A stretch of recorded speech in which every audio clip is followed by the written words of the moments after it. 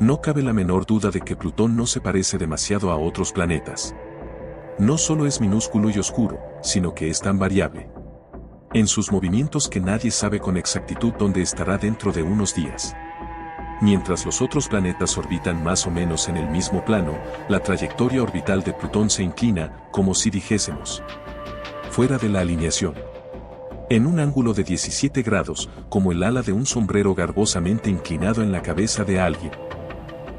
Su órbita es tan irregular que, durante periodos sustanciales de cada uno de sus solitarios circuitos alrededor del Sol, está más cerca de la Tierra que Neptuno. En la mayor parte de las décadas de los 80 y los 90, Neptuno fue el planeta más remoto del sistema solar. Hasta el 11 de febrero de 1999.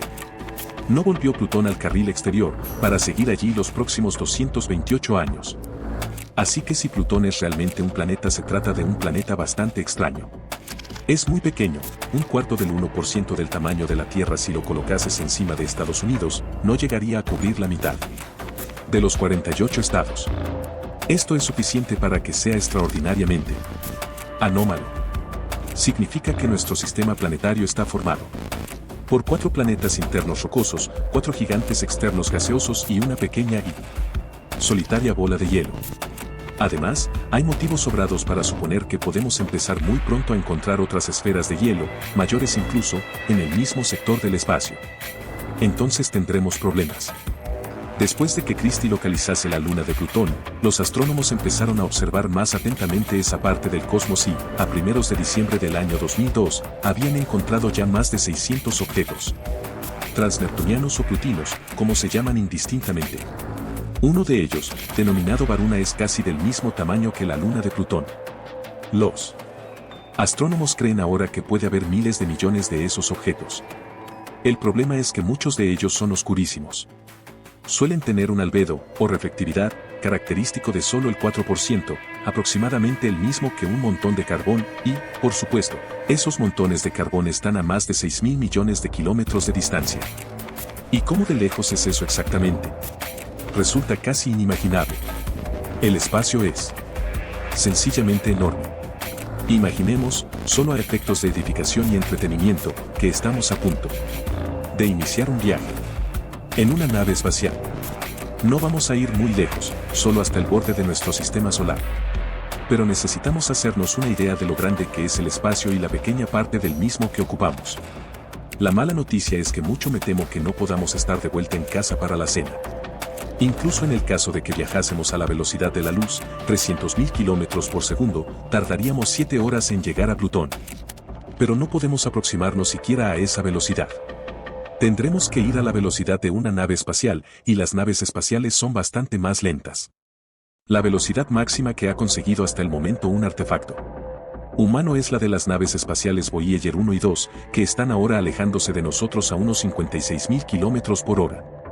La razón de que se lanzasen estas naves cuando se lanzaron, en agosto y septiembre de 1977, era que Júpiter, Saturno, Urano y Neptuno estaban alineados de una forma que solo se da una vez cada 175 años. Esto permitía a las dos naves utilizar una técnica de aprovechamiento de la gravedad, por la que eran lanzadas sucesivamente de un gigante gaseoso al siguiente en una especie de versión cósmica de chasquido de látigo. Aún así, tardaron 9 años en llegar a Urano y 12 en cruzar la órbita de Plutón. La buena noticia es que 19 de enero del año 2006, que es cuando la nave espacial New Horizons de la NASA partirá hacia Plutón, según el programa, podremos aprovechar la posición favorable de Júpiter, llegar en unos 10 años, aunque me temo que volver luego a casa llevaría bastante más. De una forma u otra, será un viaje largo. Es probable que de lo primero que te hagas cargo sea de que el espacio tiene un nombre extraordinariamente apropiado y que es muy poco interesante. Por desgracia, posiblemente nuestro sistema solar sea lo más animado que hay. En billones de kilómetros, pero todo el material visible que contiene, el Sol, los planetas y sus lunas, los 1.000 millones de rocas que giran en el cinturón de asteroides, los cometas y demás detritus a la deriva, ocupan menos de una billonésima parte del espacio disponible. Te darás cuenta también enseguida de que ninguno de los mapas que hayas podido ver del sistema solar estaba dibujado ni siquiera remotamente a escala. La mayoría de los mapas que se ven en las clases muestra a los planetas uno detrás de otro a intervalos de buena vecindad. Los gigantes exteriores llegan incluso a proyectar sombras unos sobre otros en algunas ilustraciones, pero se trata de un engaño necesario para poder incluirlos a todos en la misma hoja. En verdad, Neptuno no está un poquito más lejos que Júpiter. Está mucho más allá de Júpiter, 5 veces más que la distancia que separa a Júpiter de la Tierra, tan lejos que recibe solo un 3% de la luz que recibe Júpiter. Las distancias son tales, en realidad, que no es prácticamente posible dibujar a escala el sistema solar. Aunque añadieses montones de páginas pegadas a los libros de texto o utilizases una hoja de papel de cartel realmente muy grande, no podrías aproximarte siquiera. En un dibujo a escala del sistema solar, con la Tierra reducida al diámetro aproximado de un guisante, Júpiter estaría a 300 metros de distancia y Plutón a 2,5 kilómetros, y sería del tamaño similar al de una bacteria, así que de todos modos no podrías verlo. A la misma escala, Próxima Centauri, que es la estrella que nos queda más cerca, estaría a 16.000 kilómetros de distancia. Aunque lo redujeses todo de tamaño hasta el punto en que Júpiter fuese tan pequeño como el punto final de esta frase y Plutón no mayor que una molécula, Plutón seguiría quedando a 10 metros de distancia. Así que el sistema solar es realmente enorme. Cuando llegásemos a Plutón, nos habríamos alejado tanto del Sol, nuestro amado y cálido Sol, que nos broncea y nos da la vida, que éste se habría quedado reducido al tamaño de una cabeza de alfiler. Sería poco más que una estrella brillante. En un vacío tan solitario se puede empezar a entender por qué han escapado a nuestra atención. Incluso los objetos más significativos, la luna de Plutón, por ejemplo. Y Plutón no ha sido ni mucho menos un caso único a ese respecto. Hasta las expediciones del Voyager se creía que Neptuno tenía 2 lunas. El Voyager descubrió otras 6. Cuando yo era un muchacho, se creía que había 30 lunas en el sistema solar. Hoy el total es de 90, como mínimo, y aproximadamente un tercio de ellas se han descubierto en los últimos 10 años. Lo que hay que tener en cuenta, claro, cuando se considera el universo en su conjunto, es que ni siquiera sabemos en realidad lo que hay en nuestro sistema solar. Bueno, la otra cosa que notarás, cuando pasemos a toda velocidad Plutón, es que estamos dejando atrás Plutón. Si compruebas el itinerario, verás que se trata de un viaje hasta el borde de nuestro sistema solar, y me temo que aún no hemos llegado. Plutón puede ser el último objeto que muestran los mapas escolares, pero el sistema solar no termina ahí. Ni siquiera estamos cerca del final al pasar Plutón. No llegaremos hasta el borde del sistema solar hasta que hayamos cruzado la nube de Oort, un vasto reino celestial de cometas en deriva. Y no llegaremos hasta allí durante otros, lo siento muchísimo, 10.000 años. Plutón, lejos de hallarse en el límite exterior del sistema solar, como tan displicentemente indicaban aquellos mapas escolares, se encuentra apenas a una 50 milésima parte del trayecto. No tenemos ninguna posibilidad de hacer semejante viaje, claro. Los 386.000 kilómetros del viaje hasta la Luna aún representan para nosotros una empresa de enorme envergadura. La misión tripulada a Marte, solicitada por el primer presidente Bush en un momento de atolondramiento pasajero, se desechó tajantemente cuando alguien averiguó que costaría $450.000 millones y que, con probabilidad, acabaría con la muerte de todos los tripulantes. Su ADN se haría pedazos por la acción de las partículas solares de alta energía de las que no se los podría proteger. Basándonos en lo que sabemos ahora y en lo que podemos razonablemente imaginar, no existe absolutamente ninguna posibilidad de que un ser humano llegue nunca a visitar el borde de nuestro sistema solar, nunca. Queda demasiado lejos. Tal como están las cosas, ni siquiera con el telescopio Hubble podemos ver el interior de la nube de Oort, así que no podemos saber en realidad lo que hay allí. Su existencia es probable, pero absolutamente hipotética.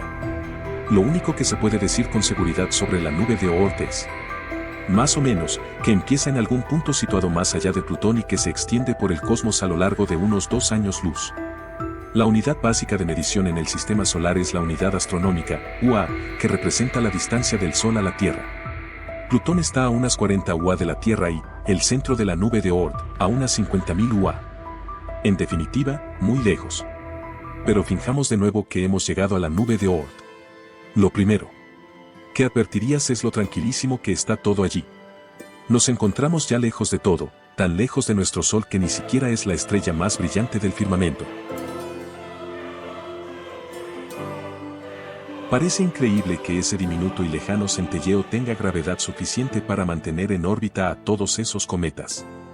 No es un vínculo muy fuerte, así que los cometas se desplazan de un modo majestático, a una velocidad de unos 563 kilómetros por hora.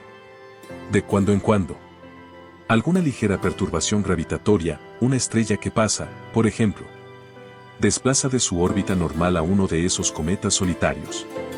A veces se precipitan en el vacío del espacio y nunca se los vuelve a ver, pero otras veces caen en una larga órbita alrededor del Sol.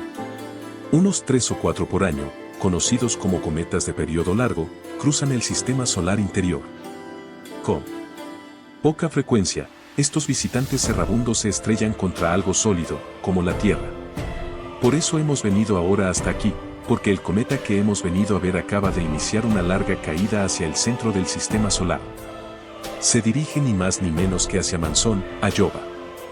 Va a tardar mucho tiempo en llegar, 3 o 4 millones de años como mínimo, así que le dejaremos de momento y volveremos a él más tarde durante esta historia.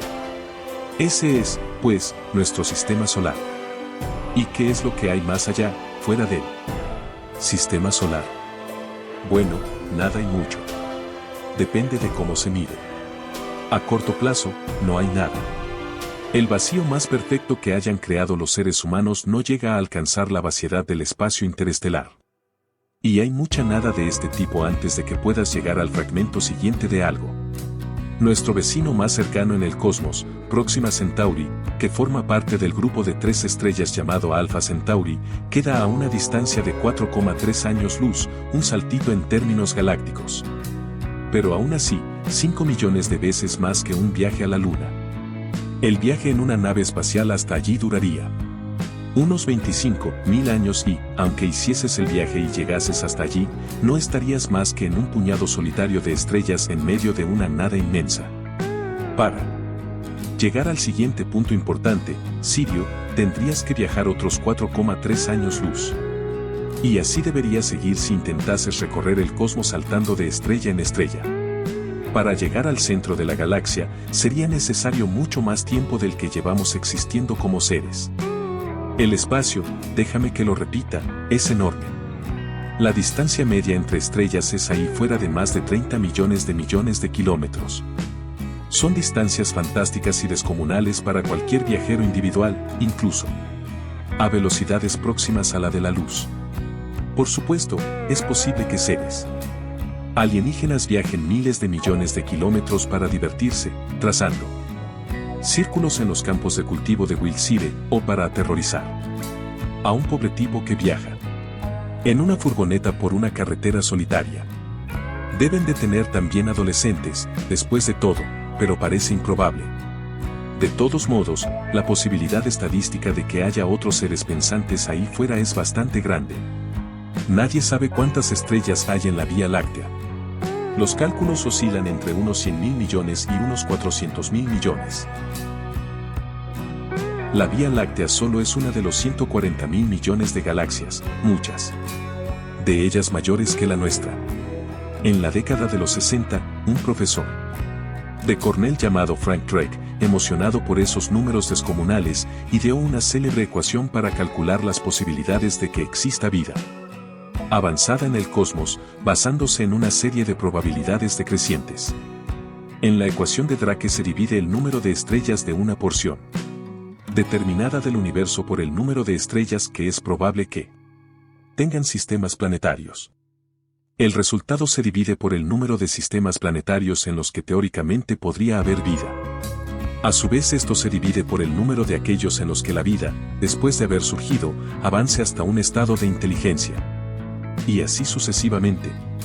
El número va disminuyendo colosalmente en cada una de esas divisiones, pero, incluso con los datos más conservadores, la cifra de las civilizaciones avanzadas que puede haber solo en la Vía Láctea resulta ser siempre de millones. ¡Qué pensamiento tan interesante y tan emocionante! Podemos ser solo una entre millones de civilizaciones avanzadas. Por desgracia, al ser el espacio tan espacioso, se considera que la distancia media entre dos de esas civilizaciones es, como mínimo, de 200 años luz, lo cual es bastante más de lo que parece.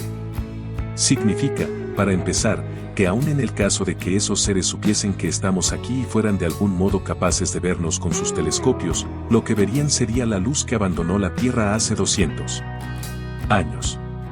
Así que no nos están viendo a ti y a mí. Están viendo la Revolución Francesa, a Thomas Jefferson y a gente con medias de seda y pelucas empolvadas, gente que no sabe lo que es un átomo o un gen y que hacía electricidad frotando una varilla de ámbar con un trozo de piel, y eso le parecía un truco extraordinario.